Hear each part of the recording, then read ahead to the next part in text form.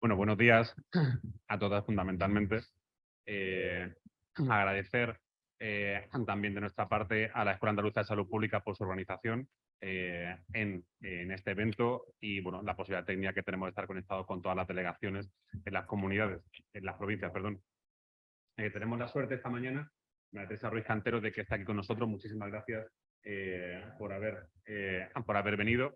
Queríamos aunar la visión de la mujer, la visión del sesgo de género, tanto en investigación como en salud, y realmente pocas personas en España y en Europa pues más autorizadas que María Teresa para poder hacerlo. Ella es doctora en medicina y cirugía, es catedrática en medicina preventiva y de salud pública en la Universidad de Alicante y miembro del CIBERES de Epidemiología de Salud Pública, pero es miembro también del Instituto de Investigación en Estudios de Género de la Universidad de Alicante, además de ser profesora también en nuestros programas de salud y género en la Escuela Andaluza de Salud Pública, lo cual evidentemente es un orgullo. Es imposible memorizar el currículum que tiene y también comentarlo de forma muy detallada, pero sí vamos a comentar algunos aspectos, porque lógicamente hablar de investigación de sesgo de género de mujer ahora o hace pocos años, pues evidentemente pues parece más sencillo, pero ella tiene reconocidos 6 sexenios en este ámbito, en el ámbito de la investigación sobre salud de las mujeres desde la perspectiva de género. Es decir, son más de 35 años trabajando específicamente en este tema. En concreto, sobre qué son los sesgos de género en investigación y atención sanitaria, cómo se producen, cómo se pueden prevenir y epidemiología política sobre la perspectiva de género. Desde el año 94 ya tiene publicaciones en este ámbito, como por ejemplo diferencias en el esfuerzo diagnóstico y terapéutico en función del sexo de quienes padecen a igualdad necesidad.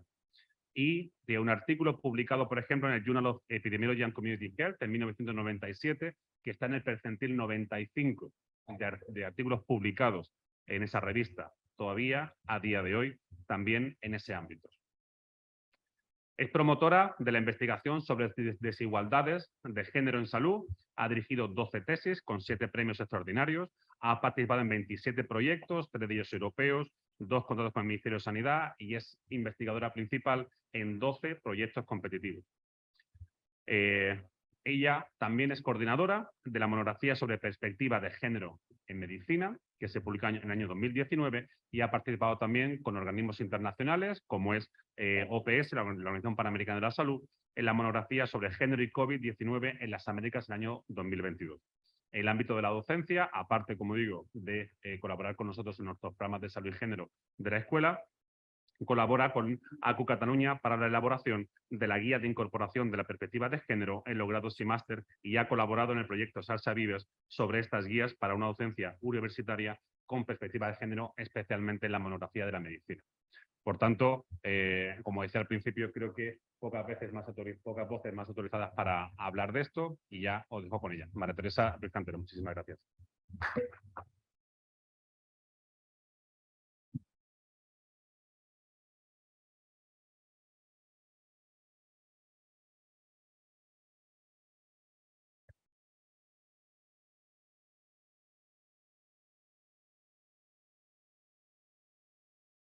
Buenos días. Acabo de pasar un resfriado grande y todavía se me nota la voz. Disculpad. Bueno, agradezco la invitación a la Junta de Andalucía, me cuesta decir consellería, decimos nosotros, de Sanidad.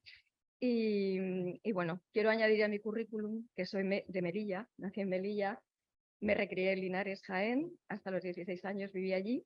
Y ya a partir de allí me mudé a vivir en Alicante y ahí he hecho toda mi carrera profesional. Así que estoy encantada de estar en Andalucía. Bueno, pues nada, voy a empezar, a ver, hasta que me adapte un poco, me moveré para contar mi experiencia en relación con la investigación en lo que denominaría un reto que tenemos todavía, que son los sesgos de género en la atención sanitaria, que vienen derivados de sesgos de género en la investigación, y conforme vaya hablando, pues algunas de las medidas que podemos ir reflexionando que deberíamos de poner en marcha. Yo cambié digamos, mi línea de investigación debido a este artículo. Yo estaba trabajando en epidemiología de las enfermedades musculoesqueléticas hasta que aparece este artículo publicado en el Journal Epidemiology, perdón, en la revista New England Journal of Medicine en el año 1991. Habían estudiado los autores a 70.000 sujetos, personas ingresadas en los hospitales de Harvard y New Haven en Estados Unidos, y evidencian que tanto lo que son las angiografías coronarias como las pruebas de revascularización, es decir, dos pruebas que implican o son indicadores de esfuerzo diagnóstico y terapéutico, son más frecuentemente realizadas en hombres blancos.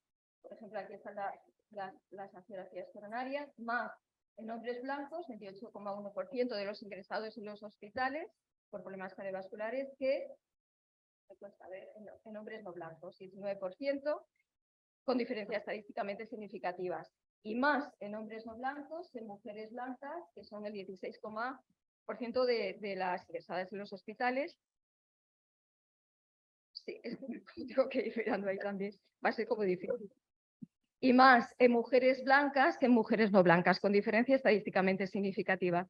No podéis haceros una idea la cantidad de críticas a través de cartas al editor que recibió este artículo, y los autores tuvieron que ir respondiendo a todas y cada una de ellas. Para mí fue como una especie de esgrima por escrito súper atractivo que me cambió mi interés en investigación.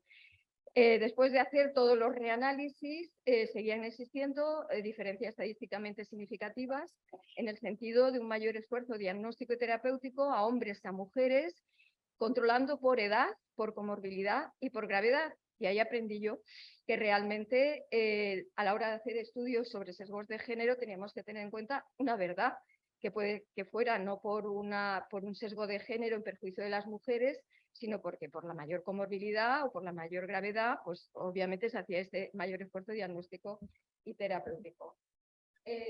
Bueno, la realidad es que, como bien comenta el proyecto Gender Innovation de la Universidad de Stanford, es verdad que los hombres sufren más jóvenes este tipo de problemas cardíacos e infartos, y las mujeres mayores, pero no podemos olvidar que también las mujeres jóvenes sufren estrecheces generalizadas y pueden sufrir infartos.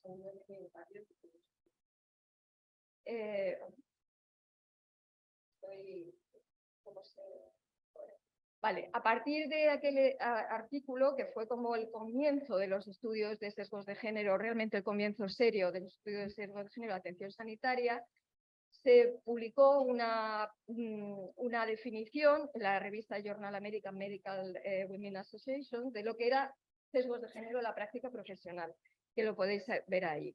Es la diferencia en el tratamiento médico de hombres y mujeres que, a igual necesidad, tiene un impacto positivo, negativo o neutro para la salud de los mismos. No se moja mucho, como cualquier definición, pero bueno, ya nos van indicando. A mí me gusta porque la puedes adaptar, al ser una definición muy neutra, la puedes ir adaptando a hacer estudios de sesgos de género en los medios de comunicación, sesgos de género en la política, sesgos de género en diferentes, digamos, ámbitos en donde tú puedas querer investigar si existen esos sesgos de género.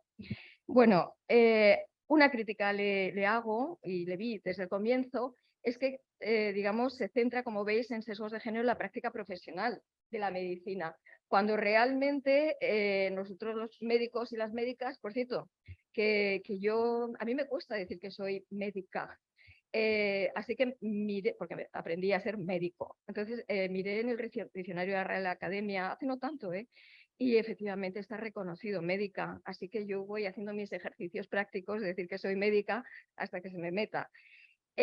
Bueno, la cuestión es que, digamos, que nosotros practicamos lo que nos enseñan, y no digo solamente en medicina, sino medicina, enfermería, psicología, lo que nos enseñan las carreras universitarias. Y tampoco el origen, en aquellos entonces, en el año 91 o 93, yo vi que no estaba ahí el problema, sino el problema estaba en que no había, digamos, evidencia científica proporcionada por la investigación que derivara la evidencia científica, en que nos lo enseñaran en las carreras, y de las carreras nosotros aplicáramos de una manera no sesgada. O sea, que digamos, ese es el curso era leurópico en el año 91. Entonces, esta señora, que se llama Bernardine Healy, cardióloga estadounidense, era por aquellos entonces la directora del NIH, el Instituto de Salud de Estados Unidos, y publica este pequeño artículo que se llama El síndrome de Gentle, haciendo alusión a una obra de teatro que hay, una película, que es Barbra Streisand la que la protagoniza. Es una mujer judía que no puede acceder a la sinagoga porque es mujer, ¿no? Y no puede leer los textos sagrados. Entonces se aplasta los pechos, se corta el pelo, se reviste como una mujer, como un hombre, y de esa manera puede entrar en la sinagoga. Entonces Bernardine Healy lo que dice, como cardióloga, dice, bueno, es que el infarto en las mujeres no siempre cursa igual que el infarto de los hombres. El de los hombres es el de libro, ¿no? O de película, dolor precordial con irradiación a brazo izquierdo. Y si se sospecha, se hace un electrocardiograma y sube una onda que se llama segmento ST y ya dices infarto. El de las mujeres no siempre es así. El de las mujeres es mucho más inespecífico, igual pasa la escápula, un poco de quizá malestar en el punta de esternón, pero no es así. Y si se sospecha, se hace un electrocardiograma y mire usted por dónde casi nunca sube el segmento ST en el infarto de las mujeres. Así que Bernardine Healy decía, va a ser necesario que las mujeres nos revistamos con los mismos signos y síntomas que los hombres en el infarto para poder acceder a los hospitales. De hecho, por aquellos entonces se publicaron dos artículos sobre la mayor tasa de letalidad por infarto hospitalaria en las mujeres que los hombres, porque cuando, digamos, como no se detectaba, solamente cuando el infarto estaba más grave, sí que eran ingresadas las mujeres, pero ya ahí la mortalidad era mayor en mujeres. Bueno, yo tengo un amigo que es pediatra argentino que conforme iban pasando los años, yo le comenté, Raúl, mira que van saliendo artículos sobre los sesgos de género en la atención sanitaria al infarto en perjuicio de las mujeres y sin embargo parece que no se ponen medidas porque siguen los estudios evidenciándolo. Y me dijo, Teresa, no te preocupes que los paradigmas en la ciencia tardan en cambiar 30 años. Pues bien, este artículo, no se ve casi, este artículo se publicó en el año 2021, hace nada. Está publicado por la Comisión de Lancet de Mujeres y Enfermedades Cardiovasculares, porque Lancet trabaja por comisiones, ¿no? Hacen una revisión de casi 600 artículos y llegan a la conclusión de lo que veis allí a la derecha. Las enfermedades cardiovasculares permanecen menos estudiadas, menos reconocidas, menos diagnosticadas y menos tratadas en mujeres que en hombres, 30 años después. O sea que el paradigma de lo que comentaba mi amigo no se está cumpliendo. Claro, esto tiene consecuencias muy graves. Este artículo, lo siento porque del fondo no lo veréis nada, ¿no? ¿Sí lo veis? ¿Lo veis? Ah, sí, lo veis allá. Vale, muy bien. Pues este artículo se publicó en la revista canadiense de Medicina Interna. No habla de mujeres ni de hombres, habla de conjunto, pero veréis cómo en esta parte de la derecha. Aquí podéis ver cómo es un estudio que evidencia que realmente aquellas personas que no fueron derivadas a angiografías coronarias, ¿verdad? Teniendo síndrome coronario agudo sin elevación del segmento ST, como las mujeres, como mayoritariamente las mujeres tienen, mueren más al año, mueren más quienes no fueron derivadas a quienes sí fueron derivadas. Bueno, y preguntaron por qué. Le preguntaron a los médicos por qué. Y aquí veis cómo el 68,4% dijeron que no detectaron suficientes riesgos. Por lo tanto, no los derivaron y esto conllevó muertes, ¿vale? O sea, que estamos hablando de algo el tema este tema dio pie a que Londa Schivinger, que es catedrática de Historia de la Ciencia en la Universidad de Stanford, vendiera, entre comillas, a la Comisión Europea la financiación de un proyecto que se llama Gender Innovations y que recomiendo encarecidamente. Es un éxito mundial este proyecto. Londa lo que viene a decir es que las innovaciones de género contribuyen a las mejores prácticas profesionales, a la mayor eficiencia y a la mayor equidad.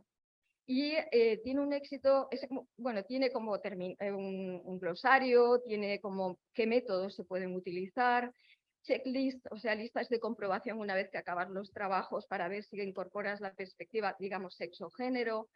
Y además lo que es más famosa es los estudios de casos. Por ejemplo, aquí tenemos los casos, hay un montón de casos en el ámbito de la medicina y ciencias de la salud. Está el del infarto agudo de miocardio y siempre lo que hace es lo mismo.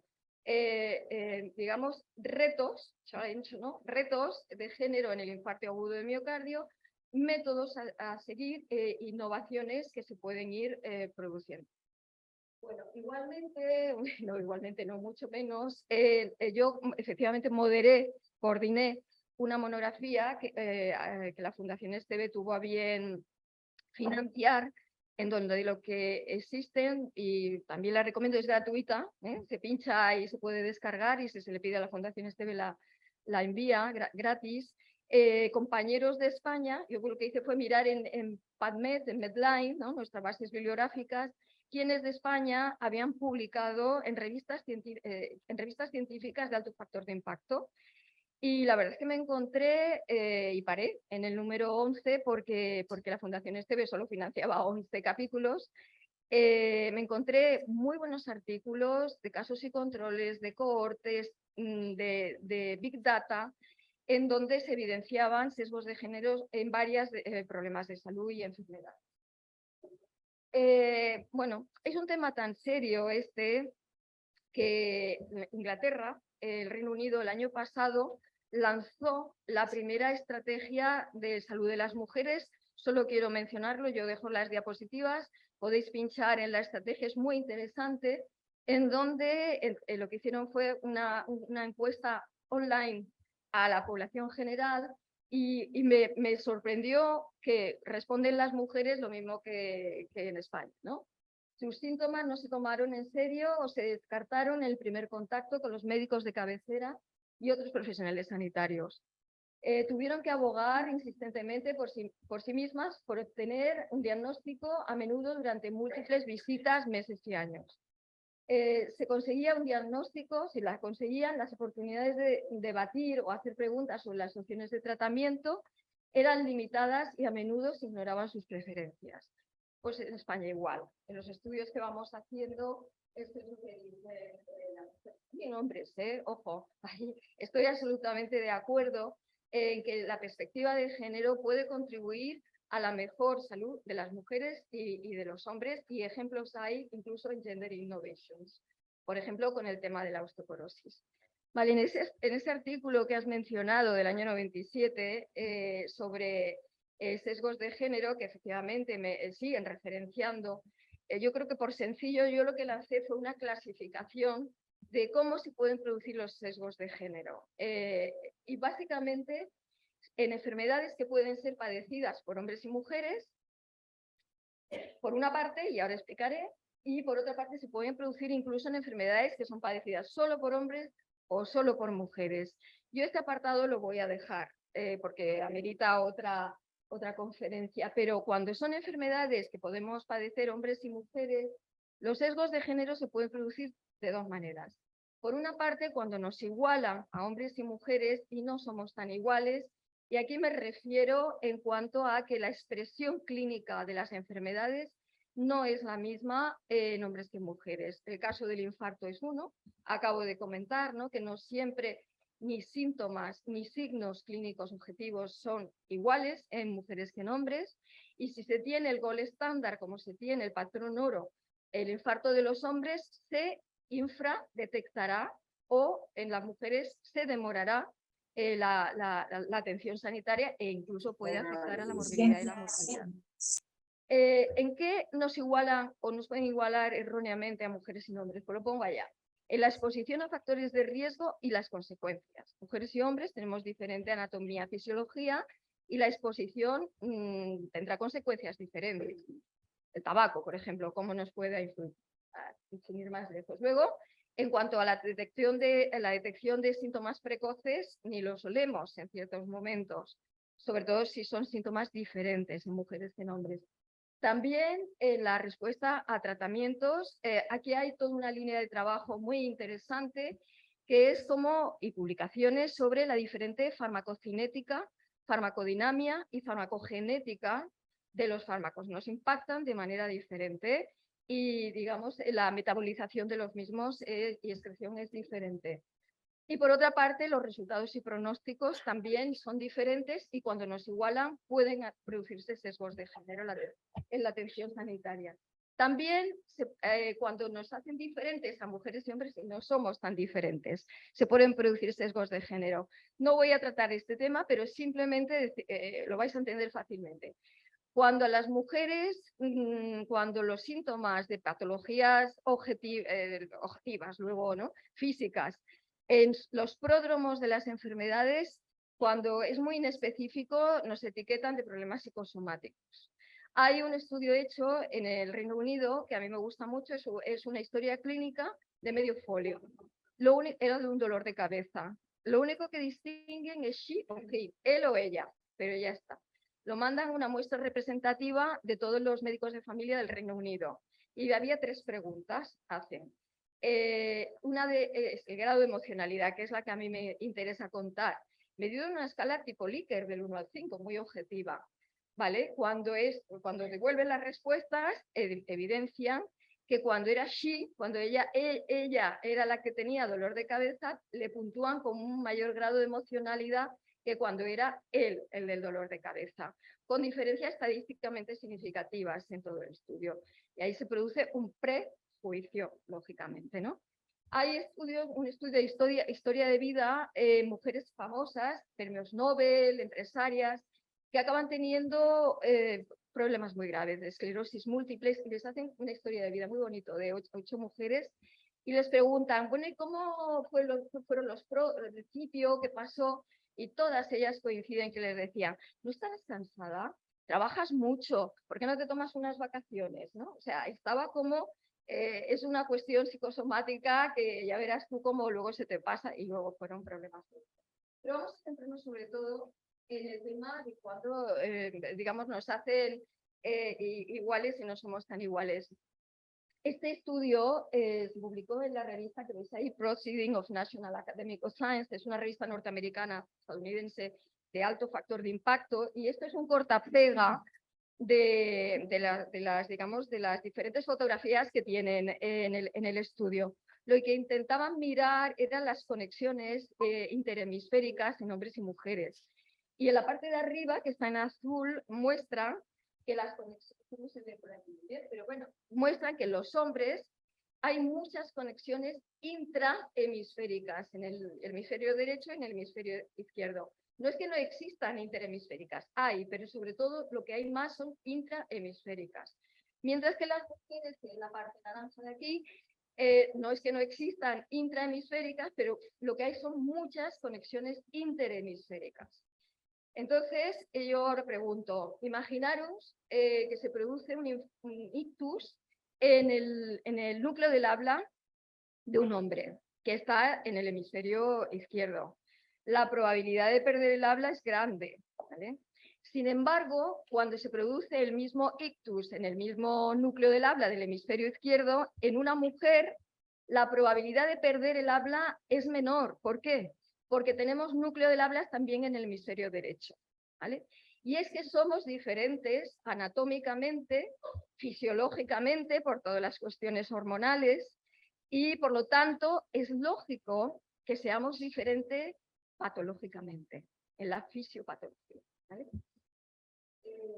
Bueno, algún ejemplo más, el año pasado me contactaron del país para que les comentara este artículo publicado en la revista Nature Communication y me pareció también interesante mostrarlo, ¿no? De recogerlo siempre, porque hacen unos ensayos con un fármaco antiguo para la esquizofrenia y se dan cuenta que, bueno, el estudio está hecho en ratones machos y hembras, que este fármaco inhibe el miedo en los machos y estimula el miedo en las hembras. Otro ejemplo más, simplemente, de que en los ensayos clínicos en animales ya se está viendo que somos diferentes desde un punto de vista biológico. Pero esto es todo lo contrario. Esto no sería tanto por una cuestión de diferencia biológica como por una cuestión de equidad de género. Mirad, yo no sé si conocéis el ADI, que es la Viagra femenina, el flibanserin se llama.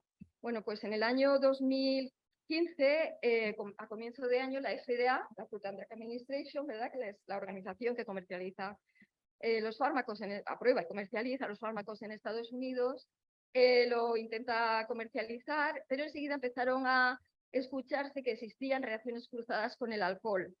Y yo me entero por este artículo publicado ni más ni menos que en la revista JAMA, en el Journal American Medical Association, que se había hecho, una vez que se sospechó esas reacciones cruzadas con el alcohol, se hizo un ensayo clínico. Y estos autores dicen que está muy bien que la empresa farmacéutica haya hecho un ensayo clínico para analizar si efectivamente existen reacciones cruzadas con el alcohol.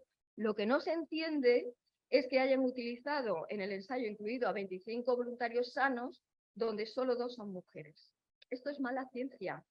Esto es una toma de decisión inequitativa a la hora de incorporar sujetos a los estudios que darán conclusiones que pueden ser válidas para las mujeres, pero puede que no lo sea. ¿Me entendéis, no? Bueno, ¿qué se sabe hasta ahora? Pues básicamente esto es una relación médico-médica-paciente en donde digamos que las pacientes llegan pues con unas características biológicas, con unas características culturales y socioeconómicas muy importantes, al médico o la médica, y el médico, pues con su conocimiento, donde no hemos aprendido mucho de momento sobre las diferencias en las expresiones clínicas de las enfermedades por sexo, y con sus propias valoraciones culturales, ¿verdad? A veces sexistas, esta es la realidad, sexista en el sentido que os estoy diciendo, de etiquetar, por ejemplo, psicosomático algo que a lo mejor luego no lo pasa, ¿no? Entonces, digamos que con todos los síntomas y signos, hay una sospecha diagnóstica o no, hasta que no haya más digamos, evidencia. ¿Y qué hacemos en medicina? Pues diagnosticamos a través de nuestras herramientas la anamnesis o historia clínica, la exploración física y las pruebas complementarias. Deciros que hay mucha evidencia científica en este momento sobre sesgos de género para patologías que tienen pruebas complementarias, como el caso del infarto, es decir, con angiografías coronarias, con pruebas de revascularización. Hay mucha evidencia científica de muchas enfermedades diagnosticadas a través de pruebas complementarias, pero afortunadamente el diagnóstico a través de pruebas complementarias es a un 15 o 20% de las patologías, si no sería carísimo la atención sanitaria. La mayoría de los diagnósticos se hacen con el conocimiento médico, diagnosticado a través de la historia clínica y de las exploraciones físicas. De sesgos de género aquí, que probablemente es donde más sesgos se produzcan, no hay evidencia científica, ¿vale? O sea que hay mucho cuento. Lo que se debe hacer no es partir de un infarto, por ejemplo, y ver si se les han hecho las pruebas diagnósticas, sino que deberíamos de partir de los síntomas y ver si a igualdad de síntomas, por ejemplo, el dolor, que es un síntoma que afecta a muchas enfermedades, ¿no? ¿Qué pasa cuando las mujeres y los hombres llegan al sistema sanitario con dolor, ¿no? Las académicas nórdicas sí que están investigando mucho desde, digamos, el síntoma, como por ejemplo el dolor. Y aquí traigo simplemente 2 artículos para que los tengáis en mente y entréis en ello, y que me encantan además los títulos. Uno es Walking Down, que parece el título de una serie, Vía Dolorosa, en latín, o sea que es paseando por la vía dolorosa desde la atención primaria hasta el especialista, que en los países nórdicos es el rehabilitador, ¿vale? Y te vienen a decir que dan muchas vueltas por el sistema, tratados sintomáticamente del dolor, sin evidenciar o sin diagnosticar el diagnóstico definitivo, más en mujeres que en hombres. Este otro es una revisión bibliográfica muy interesante, que ya solo por el título Brave Men and Emotional Woman ya nos está diciendo un poco la evidencia que hay detrás, ¿no? Lo que hacen es revisar artículos científicos y, digamos, se dan cuenta que las normas de género efectivamente afectan a hombres y mujeres de manera diferente cuando tienen dolor. Por otra parte, que las normas de género afectan de manera diferente al afrontamiento del dolor, si eres hombre que si eres mujer. Y por otra parte, que sí, que efectivamente existen sesgos de género en el tratamiento del dolor en perjuicio de las mujeres. No me voy a detener mucho, pero desmonta bastante la idea esta de hombres estoicos, mujeres sensibles, mujeres histéricas. Luego, por otra parte, cómo el afrontamiento es diferente. Algo que me parece muy serio es que los hombres pierden su identidad en la medida que, en general, los hombres tienen sensación de fuerte, de poder cargar, y cuando tienen dolor, pues realmente se les deconstruye, digamos, su manera de ser, ¿no? Es interesante y es importante. Luego que las mujeres dicen, tengo que aprender a manejar esto, porque se dan cuenta, tiran la toalla, se dan cuenta que van a vivir con dolor y que tienen que saber manejarse con él y relacionarse con el sector sanitario. Y luego, algo que me parece curioso, y es que cuando las mujeres van al médico arregladas, y esto es normal cuando van al médico, ¿no? Se ponen su mejor ropa interior, se arreglan más, y además incluso a lo mejor hasta van a la peluquería. Bueno, pues existe evidencia científica de que esto es peor para ellas, porque el médico o la médica los ve como, bueno, si está arreglada, ha tenido tiempo de dar. Es muy interesante este artículo. No solamente es una cuestión de síntomas, digamos, de la queja de los pacientes, sino que realmente tenemos mucho trabajo por hacer en cuanto a la validez de las pruebas complementarias para mujeres respecto a hombres. Por ejemplo, de las enfermedades cardiovasculares ya he comentado, ¿no? Como las radiografías, perdón, la angiografía o tal, como que se hacen más a hombres que mujeres. Pero, por ejemplo, en España hay un artículo publicado en una muy buena revista científica donde evidencia que a las mujeres con ictus en la fase aguda se les hace menos pruebas diagnósticas, pese a que es la primera causa de muerte. Luego hay un estudio de cohortes holandés que ya con el tema de la COVID-19, yo creo que también han existido sesgos de género, por lo que he podido seguir, pero por ejemplo este estudio muestra que a las mujeres sanitarias les hicieron menos pruebas que a los hombres sanitarios.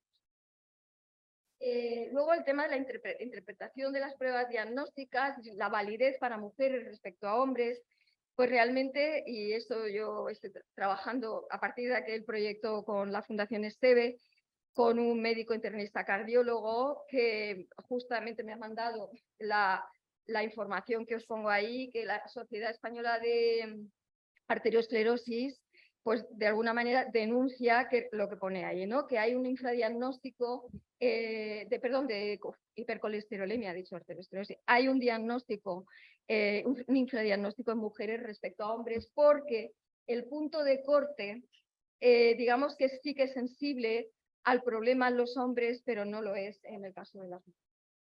Y bueno, todo esto a qué va a contribuir cuando las pruebas complementarias tampoco están funcionando igualmente bien para las mujeres que para los hombres, o qué puede contribuir si mejoramos, pues sería la mejora de la precisión diagnóstica, si tenemos en cuenta diferentes puntos de corte en hombres que en mujeres, los más sensibles en definitiva, y también apoyar la preocupación de los hombres y mujeres en definitiva, pero las mujeres en este caso, porque muchas veces no le detectamos el problema, pero en el fondo no es que no lo tenga, es que la técnica... Bueno, yo en otra vida, si tuviera tiempo, haría un estudio sobre la sensibilidad y especificidad de las pruebas diagnósticas en las mujeres, porque no está nada claro cómo se han hecho estos estudios, porque digamos que preceden, ¿no? Hace mucho tiempo que fueron realizados, la mayoría de ellos. Existe a través del CIBER, el BiblioPro, yo creo que igual conocéis, la biblioteca de test diagnósticos, en donde podríamos entrar y estudiar en qué medidas son sesgados. Por ejemplo, el FS36 o 35 mide la calidad de vida, pero en la versión reducida tiene 5 ítems. Uno es, usted llora, y como las mujeres lloran más, hay otro ítem que usted duerme bien, y como se te alteren 2 de los ítems, y es normal que a lo mejor cuando tienes una mudanza o cualquier cosa puedas no dormir bien, pues si no duermes bien, y si lloras, que es muy típico de las mujeres, ya tienes patología. O sea que realmente, SF36 versión reducida del diagnóstico de la salud mental. Con 2 ítems de 5 alterados ya tienes un problema de salud mental. O sea que de alguna manera miremos los test y miremos las pruebas diagnósticas y sus puntos de corte de normalidad o anormalidad, vaya a ser que nos estén hiperdiagnosticando de problemas de salud mental a las mujeres porque precisamente las medidas que se utilizan no son las más apropiadas. Yo llevo soy la editora adjunta de la perspectiva de género en la revista Gaceta Sanitaria, y por poneros un ejemplo me llegó un artículo que es en donde lo que estudian es como veis, conductas suicidas en usuarios dependientes de drogas ilegales, estudiado en un centro de atención a este tipo de personas, ¿no? Y utilizaban un test para medir el alcohol. ¿Vale? Y entonces, a mí lo que me llamó la atención, un audit le llaman. Decían que era un test validado para el castellano y el catalán. Y yo, pues, mirando, me di cuenta que el audit era del año 68. Y dije, uff, es que hemos cambiado mucho las mujeres en este periodo en relación con el tema del alcohol. Total, que me fui al artículo de validación del test del audit. Y ahí, yo no sé si lo veréis, pero dice que validan que el alcohol, el audit para hombres, pero luego dice que para mujeres no pudo ser validado. Con lo cual, oye, si no miras estas cosas, tú te crees que ese audit es sensible y específico para las mujeres, cuando realmente no fue validado para mujeres. Así que tenemos que estar un poco como ojo a visor dentro de la investigación. Este estudio muestra, que a mí también me impresionó, es un estudio publicado en Nature Communications en el año, creo. Es un estudio hecho con Big Data y, como veis ahí, fue desarrollado por la Universidad de Copenhague, recogiendo la información de su Sistema Nacional de Salud, básicamente, a lo largo de 21 años, donde habían atendido a 7 millones de hombres y mujeres. Y por resumir, pero lo que dice es que los diagnósticos se retrasan más en mujeres que en hombres en al menos 700 enfermedades. Ahí pongo algunos ejemplos de retraso que comentan, como la diabetes o como el cáncer, mayor retraso en mujeres que en hombres, y llegan a la conclusión de que es necesario desarrollar estrategias nacionales que sean sensibles a la diferencia en signos y síntomas. De hecho, utilizan una expresión coloquial que es: ya no vale el modelo de talla única. Vale, una de las consecuencias son los retrasos diagnósticos, ya lo he mencionado. No sé cuánto tiempo me queda porque, bueno, esto es más largo, pero hasta donde demos. Hay muy malos y muy buenos estudios de retraso diagnóstico. Lo que dice la literatura científica es que para estudiar retraso diagnóstico tienes que ir desde el comienzo de los síntomas hasta la demanda asistencial, que sí que es responsabilidad de las mujeres. Pero desde ahí en adelante ya todo depende del sector sanitario en cuanto a cuándo entran las mujeres a ser atendidas, cuándo son diagnosticadas, mujeres y hombres diagnosticadas y cuándo tratadas. ¿Qué pasa? Que si tú haces un mal estudio de retraso diagnóstico desde el comienzo de los síntomas hasta el diagnóstico, que esto es muy común, nunca sabes si depende de o la paciente o depende del sector sanitario. Y es muy típico que en el tema del infarto digan, no, es que las mujeres se demoran, entonces hazme un buen estudio y yo sabré si son las mujeres las que se demoran o es el propio sector sanitario, porque esto es una cuestión de dos actores, ¿no? Y vamos a ver de quién es la responsabilidad. Voy a poner el ejemplo de la espondiloartritis. La espondiloartritis es una enfermedad grave, discapacitante. Cuando la estudiamos en la carrera, ponen este ejemplo, en el Farreras, que por cierto, el Farreras este año me ha invitado, ella en la nueva edición tendrá un capítulo sobre género y medicina. Digamos que vamos dando pasos, porque los estudiantes lo estudiarán un poquito. Vale, pues sabemos que hay un retraso diagnóstico mayor en mujeres, también en hombres, pero menos, un acceso a la terapia biológica más retrasado, por lo tanto, y daños estructurales y también, digamos, socioeconómicos mayores en mujeres que en hombres. Todo ello es evitable, por eso es una desigualdad en salud.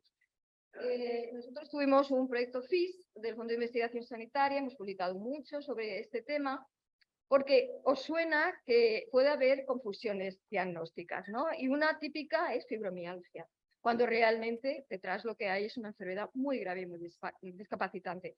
Fibromialgia no es otra cosa que dolor de las fibras musculares, no nos vamos a engañar. Entonces, si te etiquetan de fibromialgia y te van dando vueltas por el sistema, por tu dolor, que en el fondo luego lo que es una espondiloartritis, te están, digamos, frenando la detección precoz secundaria, ¿no? En cuanto a poner medidas, ¿vale? Bueno, la espondiloartritis ha tenido a lo largo del siglo XX 5 clasificaciones diagnósticas, esto rápido. Importante es la última, en los años 80, que por fin la dividen en dos: espondiloartritis axial, como siempre, la famosa espondilitis anquilosante, que era de los hombres, y la periférica. Y como resulta que las mujeres sí que tenían problemas articulares, pero más bien periféricos, no es hasta la última clasificación que empiezan a diagnosticar a las mujeres de espondiloartritis, ¿vale? Esto es muy importante.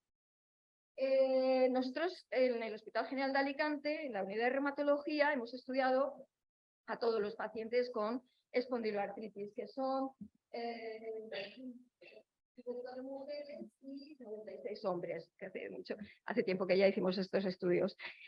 Medimos el retraso diagnóstico, pero bien medido, desde el comienzo de los síntomas hasta que demandaron atención sanitaria y a continuación.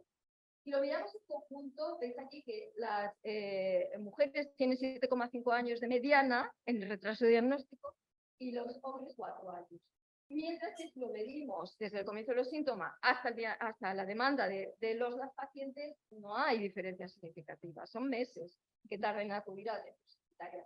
Es desde la demanda hasta el diagnóstico, que como veis, las mujeres son 7 años de mediana y en los hombres son 3 años. Es decir, que realmente la responsabilidad de un retraso diagnóstico, en este caso, es de los sectores sanitarios.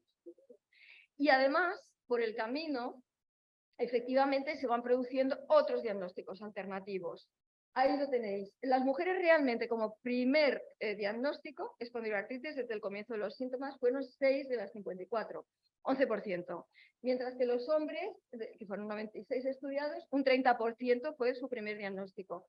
Aquí veis también que realmente es una patología que parece que no está bien trabajada, ¿no? En definitiva. Luego hubieron 2 diagnósticos, 3 diagnósticos, 4 diagnósticos, 5 diagnósticos que no eran. ¿Le llamamos erróneos entre nosotros? Yo le llamo normalmente alternativo, por ser políticamente correcta, ¿no? Pero en definitiva eran erróneos. ¿Qué diagnósticos? Solo así, muy rápido. Ay, qué pena que no se ve ahí. Bueno, los diagnósticos comunes a hombres y mujeres se equivocaron y dijeron que era hernia de disco, escoliosis, ciática, artrosis, fibromialgia, todo esto. No voy a seguir porque es largo.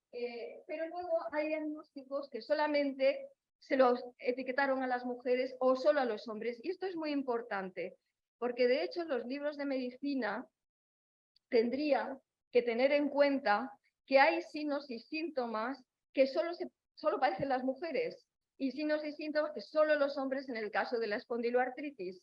Y hacer en ese apartado que tenemos en los libros que se llama diagnóstico diferencial, decir, miren, estos síntomas pueden ser comunes a hombres y mujeres, pero ojo, hay síntomas y signos que solamente parece que lo padecen las mujeres, lo manifiestan, y signos y síntomas que solo lo manifiestan los hombres. Y esto nos enseñaría, ¿no? Bueno, pues ahí tenéis, ¿no? A mí, pues a mujeres, por ejemplo, con artritis reumatoide, que es una patología más frecuente efectivamente en mujeres. Y de hecho, de este estudio también nos dimos cuenta, y leyendo al respecto, nos dimos cuenta que las enfermedades que son más prevalentes en un sexo, donde hay una demora diagnóstica o errores diagnósticos, es en el sexo que es menos frecuente. Es decir, como que hay un gol estándar que es la patología, cuando es más frecuente en un sexo, pues ese es su gol estándar, el gol estándar de la patología donde es más frecuente. Así que en enfermedades que sean más frecuentes en mujeres, habría que ver si hay un diagnóstico en los hombres, como por ejemplo pasa con los cálculos vesicales. Y en enfermedades que son más frecuentes en hombres, pues ojo con las me están llamando la atención, con lo cual voy a ir acabando. Que sepáis que existen corrientes teóricas detrás. Ella es Kirsti Malterud, es una médica de familia de Noruega y estudia la relación médico-paciente dentro de las consultas. Tiene muchísimas publicaciones, es una top.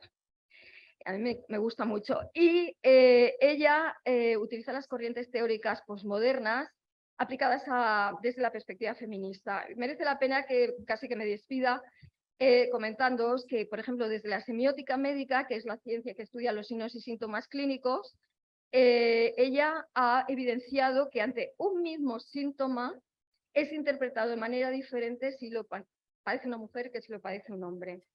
Por otra parte, la narrativa médica, que es la ciencia que estudia las narraciones, en este caso es la enfermedad contada por las pacientes versus la enfermedad registrada en la historia clínica.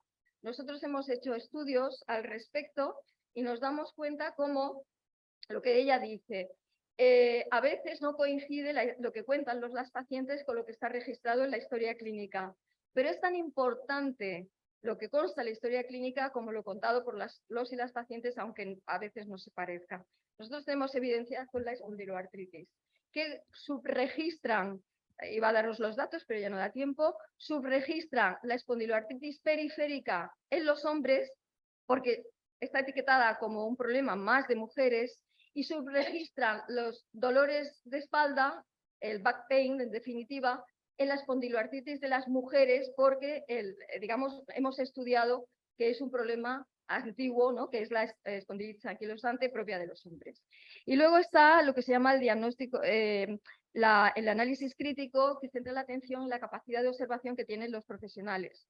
Y aquí simplemente, casi ya despidiendo, deciros que me refiero a una película, El Club de los Poetas Muertos, en donde, no sé si os acordáis de esta película, un colegio de élite inglés, donde estaban por el campo, se meten en el aula y los alumnos se van a sentar donde corresponde, pero ellos le dicen, no, el profesor, tú súbete encima del pupitre, tú siéntate, tú túmbate ahí en el suelo, y les pregunta, ¿tú qué ves? ¿Tú qué ves? ¿Tú qué ves? ¿Tú qué ves? Y se dan cuenta, lo que quiere hacer reflexionar es como dependiendo del punto de vista en el que te posiciones profesionalmente y personalmente, es posible que no veas un infarto agudo de miocardio en las mujeres, ¿vale? Además, nos pedí, que aquí os daba ciertos datos, y deciros que la pregunta, después de tantos años mía, es ¿y por qué se siguen produciendo estos sesgos de género en la atención sanitaria, a pesar de toda la evidencia científica que hay? Y este artículo, que es de la revista de la Sociedad Americana del Corazón, me dio ciertas pistas. Ahora tengo un proyecto de investigación del Instituto de la Mujer para ello. Ahí se dan cuenta que hay dos problemas. Por una parte, que mujeres y hombres nos expresamos lingüísticamente de manera diferente. El hombre dice, tengo dolor precordial, sobre todo, y las mujeres dicen un poquito de todo. Decimos malestar en el pecho, presión en el pecho, muchas palabras, muchas expresiones. Entonces, ellos lo que hicieron fue sumar todas las expresiones de las mujeres con infarto y todas las expresiones de los hombres. Y se dieron cuenta que sumadas todas, aunque no fuera dolor precordial, predecía mejor el infarto en las mujeres que en los hombres incluso. O sea que hay una cuestión que tenemos que aprender médicos y médicas ligada a la manera de expresarnos las mujeres y los hombres. Detrás de una queja en una mujer de una enfermedad hay toda una narrativa que dura mucho tiempo. Parece que perdemos tiempo, pero detrás de los hombres no, que van directamente a decir, tengo este síntoma, ¿no? Claro, a lo mejor evitan dar información que también es importante, los hombres, ¿no? Para ellos, para su diagnóstico. Esto por una parte. Y por otra, ellos dicen en este artículo que los médicos y las médicas aprendemos en la carrera pues, una terminología, que cuando se nos quejan los y las pacientes, a veces no sabemos qué hacer, y como una especie de embudo, lo que hacemos es ir intentando ajustar esos signos y síntomas a un diagnóstico, y ahí podemos equivocarnos, ¿vale? Bueno, entonces, yo creo que ya simplemente decir que 30 años después, las evidencias científicas son muchas, pero no lo hemos puesto en práctica todavía en la atención sanitaria. Yo creo que porque no nos lo han enseñado en la carrera.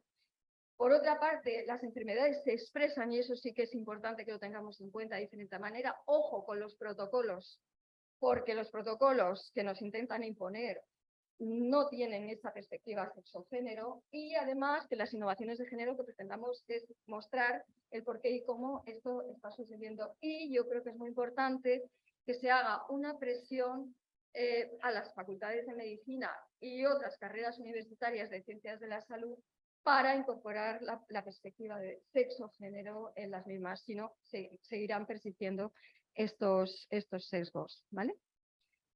Pues muchas gracias.